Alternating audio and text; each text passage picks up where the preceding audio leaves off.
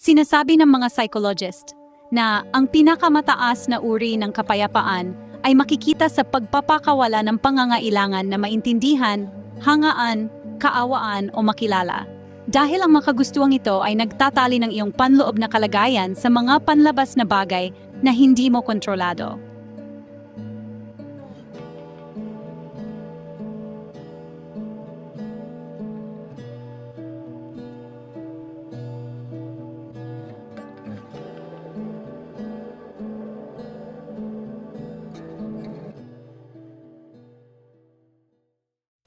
Kapag naghahangad ka ng paghanga o pagkilala, madalas ay hindi mo namamalayan na nagpapanggap ka ng isang bersyon ng iyong sarili para lang makuha ang pag-apruba na iyon.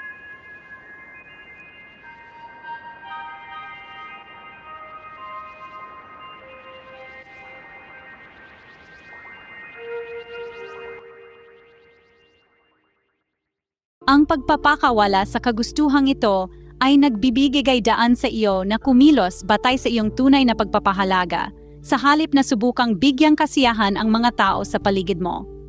Malaki ang nababawas nito sa pagkapagod ng isip mula sa patuloy na pakikipag-ugnayan sa lipunan.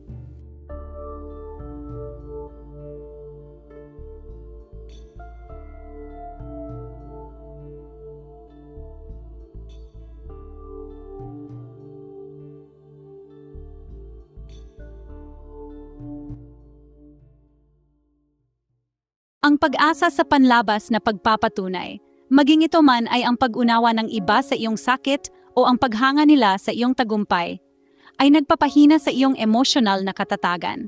Kung ang iyong halaga ay ibinibigay ng iba, maaari rin itong kunin ng iba.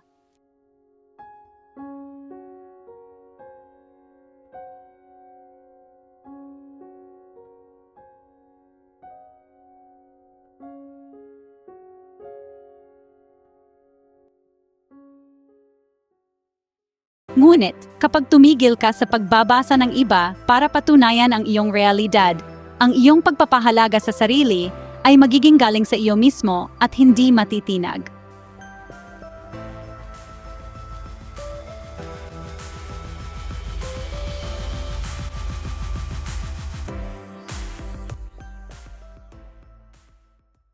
Ang paghahanap na maintindihan o kaawaan ay nagmumula sa pagnanais na ipakita ng iba ang ating panloob na damdamin.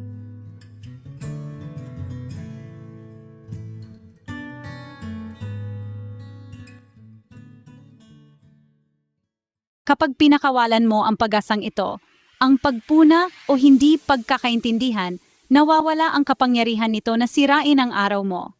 Hindi mo na rin kailangan ipaliwanag o ipagtanggol ang sarili mo sa mga taong hindi naman talaga gustong intindihin ka.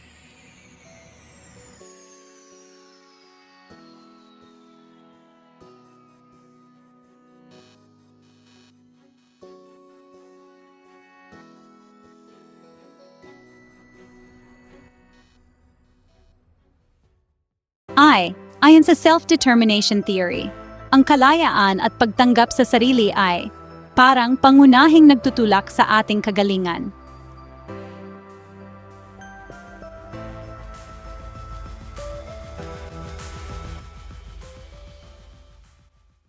Ang tunay na kapayapaan ay hindi tungkol sa pagiging hindi nakikita o nag-iisa. Ito ay tungkol sa pagiging matatag sa iyong sariling pagkatao. Kaya ang panlabas na pagtingin, ang pagtingin ng iba, ay hindi na kailangan para maramdaman mo na buo ka.